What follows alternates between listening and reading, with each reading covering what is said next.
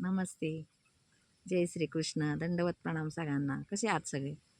मजेत ना? असायलाच पाहिजे. कारण आपण गीतेचा अभ्यास करत आहोत. त्यामुळे आपण सगळे कुशल मंगल असणारच आहे. तर मैत्रिणींनो आणि भावांनो, आज आपण श्रीमद भगवद्गीतेच्या दुसऱ्या अध्यायातला 37 आणि 38 आपण पहिल्या व्हिडिओमध्ये, याच्या अगोदरच्या व्हिडिओमध्ये बघितला 35 आणि 36. त्याच्यामुळे आज 37 आणि 38 हे 2 श्लोक आपण घेणार आहोत. श्रीमद भगवद्गीता दुसरा अध्याय. आपण सुरू करूया.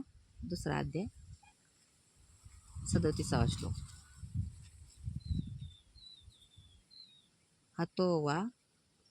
हतो वा प्राप्स्यसि स्वर्गम. हतो वा प्राप्स्यसि स्वर्गम. हतो वा प्राप्स्यसि स्वर्गम. हतो वा प्राप्स्यसि स्वर्गम. जित्वा वा भोक्ष्यसे महिम. जित्वा वा भोक्ष्यसे महिम. जित्वा वा भोक्ष्यसे महिम. हतो वा प्राप्स्यसि स्वर्गम. जित्वा वा भोक्ष्यसे महिम. तस्मादुत्तिष्ठ. तस्मादुत्तिष्ठ. तस्मादुत्तिष्ठ. तस्मादुत्तिष्ठ कौन्तेय. तस्मादुत्तिष्ठ कौन्तेय. तस्मादुत्तिष्ठ कौन्तेय. युद्धाय कृतनिश्चयः. युद्धाय कृतनिश्चयः. युद्धाय कृतनिश्चयः. तस्मादुत्तिष्ठ कौन्तेय. युद्धाय कृतनिश्चयः. हतो वा प्राप्स्यसि स्वर्गम. जित्वा वा भोक्ष्यसे महिम. तस्मादुत्तिष्ठ कौन्तेय. युद्धाय कृतनिश्चयः. त्याच्यानंतर खालचा श्लोक घेऊ आपण 38वा. सुखदुःखे समे कृत्वा. सुखदुःखे समे कृत्वा. सुखदुःखे समे कृत्वा. लाभालाभौ जयाजयौ. लाभालाभौ जयाजयौ. सुखदुःखे समे कृत्वा. लाभालाभौ जयाजयौ. सुखदुःखे समे कृत्वा. लाभालाभौ जयाजयौ. ततो युद्धाय. ततो युद्धाय युज्यस्व. ततो युद्धाय युज्यस्व. नैवं पापम वाप्स्यसि. नैवं पापम वाप्स्यसि. ततो युद्धाय युज्यस्व. नैवं पापम वाप्स्यसि. सुखदुःखे समे कृत्वा. लाभालाभौ जयाजयौ. ततो युद्धाय युज्यस्व. नैवं पापम वाप्स्यसि. आपण आता मागचे 2 आणि आजचे 2 हे दोन्ही पुन्हा रिपीट करू आणि मग थोडासा अर्थ पण बघू. ओम श्री परमात्मने नमः. अथ द्वितीयोऽध्यायः. अर्जुन, मला वाटतं श्री भगवान वाच. 35वा श्लोक घेऊ आपण. भयाद्रणादुपरतं मन्स्यन्ते त्वां महारथः. येषां च त्वं बहुमतो भूत्वा यास्यसि लाघवम्. अवाच्य वादांश्च बहून् वदिष्यन्ति तवाहितः. निन्दन्तस्तव सामर्थ्यं ततो दुःखतरं नु किम्. हतो वा प्राप्स्यसि स्वर्गं. जित्वा वा भोक्ष्यसे महिम्. तस्मादुत्तिष्ठ कौन्तेय. युद्धाय कृतनिश्चयः. सुखदुःखे समे कृत्वा लाभालाभौ जयाजयो ततो युद्धाय युज्यस्व नैवं पापमवाप्स्यसि. 38पर्यंत आपण आज पूर्ण केले दुसऱ्या अध्यायाची. आपण पहिल्यापासून सुरू केलेले आहेत अध्याय, आणि पहिल्यापासून समजा नसतील कोणाच्या बघण्यात आले तर याच्या अगोदरचे व्हिडिओ तुम्ही जाऊन बघा, चॅनलला भेट द्या. आपल्या चॅनलचं नाव आहे अनन्य रुद्रा नाथ संस्कृतीचा. चॅनलला भेट द्या. पहिल्या श्लोकापासून आपल्याला सगळे व्हिडिओ तिथं मिळून जातील. तर आपण आता आपण याचा अर्थ बघत आहोत. आपण थोडा अर्थ पण बघत असतो प्रत्येक व्हिडिओमध्ये, म्हणून आपण आज पण थोडासा अर्थ बघणार आहेत. आपण मागच्या व्हिडिओमध्ये बघितलं की भगवंत अर्जुनाला सांगत असतात, जे पहिल्या अध्यायातलं आपण पुन्हा रिपीट कशामुळं करतो आहोत की आपल्या लक्षात राहील. परत तीनदा सांगितलं म्हणजे लक्षात राहील, आणि तीनदा सांगण्यात आलं म्हणजे माझ्या पण लक्षात राहील. त्यामुळं मी परत सांगण्याचा प्रयत्न करते, कारण माझ्या काही गोष्टी लक्षात राहत नाहीत. त्यामुळं मी पण माझ्या लक्षात राहण्यासाठी म्हणून का होईना, पण मी पुन्हा तीनदा ते सांगत राहणार आहे. तर आपण पहिल्या अध्यायात बघितलं, अर्जुन युद्धाला तयार नाही आणि भगवान श्रीकृष्ण त्याला युद्धाला तयार करत आहेत.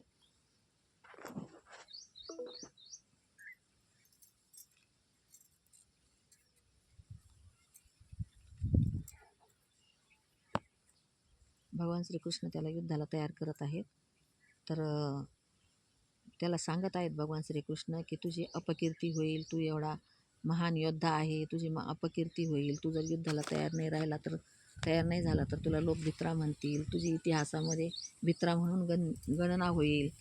आणि असं ते भगवान श्रीकृष्ण त्याला दुसऱ्या अध्यायामध्ये समजावून सांगत आहेत. तर ते दुसऱ्या अध्यायाचे पण आपण 37 आणि 38 हे 2 श्लोक आज म्हणजे 38पर्यंत आपण आज कंप्लीट केले.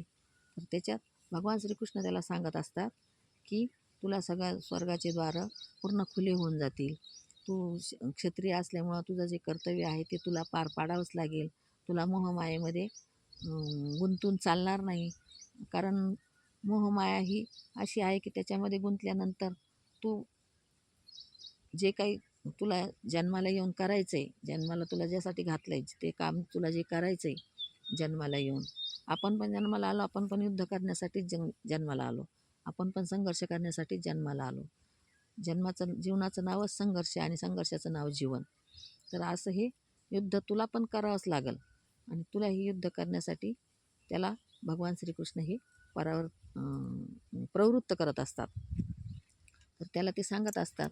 मागच्या श्लोकांमध्ये पाहिलं आपण, हे धर्म आणि अधर्माचं युद्ध आहे, आणि मग धर्म आणि अधर्म यांच्यामध्ये जे युद्ध आहे, तर तू जर भित्र्यासारखा पळून गेलास तर अधर्माचा विजय होईल, आणि अधर्माचा विजय झाल्यानंतर इतिहास तुलाच दोषी ठरवणार आहे की तू एवढा क्षत्रिय असताना, एवढा महान योद्धा असताना की तू ह्या युद्धामध्ये लढला नाही आणि धर्माला विजय तू मिळवून दिला नाहीस.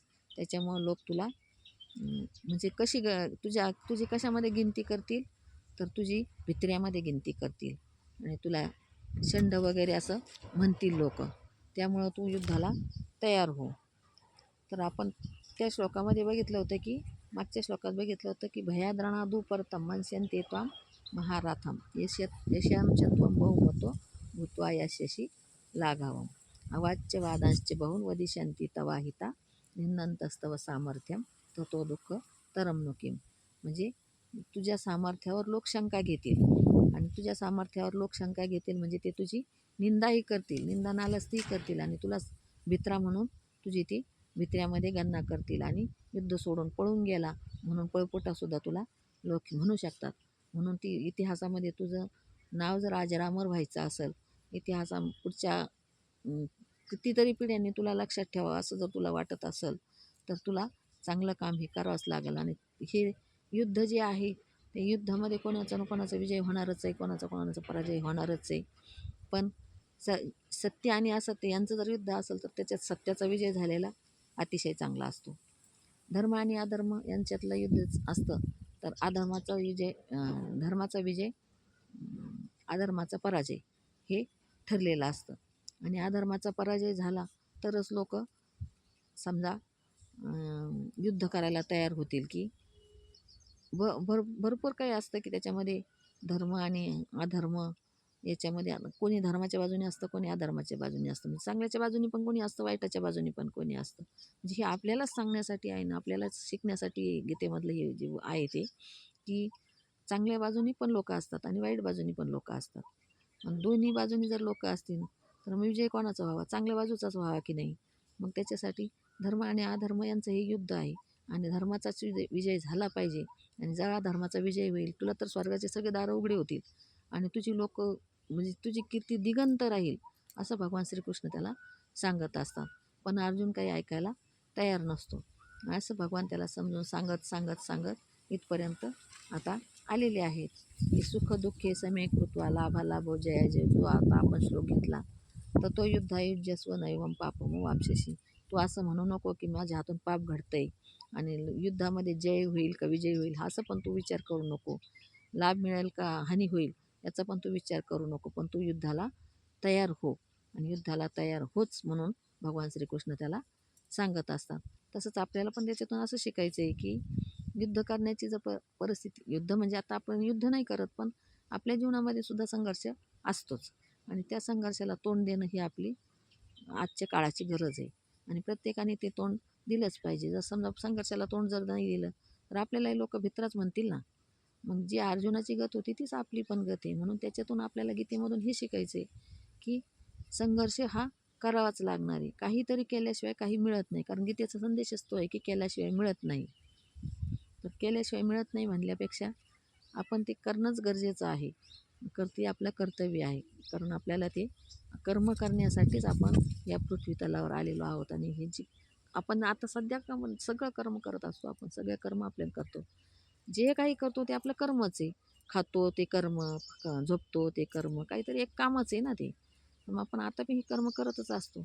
पण कर्म कोणतं नेमकं सांगितलं आहे देवाने की संघर्षासमोर कसं जायचं, संघर्ष कसा करायचा हे भगवान श्रीकृष्ण तिकडं अर्जुनाला सांगत आहेत. पण ते आपल्याला इकडं समजून घेणं, डोक्यात घेणं हे महत्त्वाचं आहे की आपल्याला त्याच्यातून काय घ्यायचं आहे हे आपल्यासाठी महत्त्वाचं आहे. तर आज आपण इथंच थांबूया. व्हिडिओ मोठा होत चालला, इथंच थांबूया आणि पुढच्या व्हिडिओची वाट बघूया. लवकरच पुढचा पण व्हिडिओ येईल. पुढच्या व्हिडिओमध्ये 29 आणि 39 आणि 40 हे 2 श्लोक असतील दुसऱ्या अध्यायाचे आणि काही आणखीन त्याच्या पुढचा पण अर्थ आपण आता हे आज जो पाहिला त्याच्या पुढचा पण अर्थ आपण त्याच्यामध्ये बघूया. व्हिडिओ आवडल्यास लाईक करा, शेअर करा, कमेंट करा. शेअर कशासाठी करा की ज्याला खरंच गरज आहे त्याची. आता तुम्ही बघा किंवा न बघा, ज्याला सवय लागली तो बघणारच. पण आपल्यापेक्षा ज्याला गरज खरंच आहे त्याची शिकण्याची, ज्याला आवड आहे, ज्याला हौस आहे गीता शिकण्याची, संस्कृत शिकण्याची, तर त्याच्यापर्यंत हा व्हिडिओ शेअर करा. जास्तीत जास्त शेअर करा, कमेंट करा. कमेंट पण करत चला की याच्यातलं तुम्हाला कोणती गोष्ट समजा खटकली किंवा कोणती गोष्ट तुम्हाला याच्यातली आजच्या व्हिडिओतली आवडली हे पण कमेंट करत चला. म्हणजे त्यानुसार मला पुढच्या व्हिडिओला वेळ द्यायला आवडेल. तर कमेंट पण करत चला, लाईक पण करा, शेअर पण करा आणि सबस्क्राईब करायला तर विसरायचंच नाही. सबस्क्राईब तर जरूर करा. सबस्क्राईब करा म्हणजे कराच. धन्यवाद. जय श्रीकृष्ण. दंडवत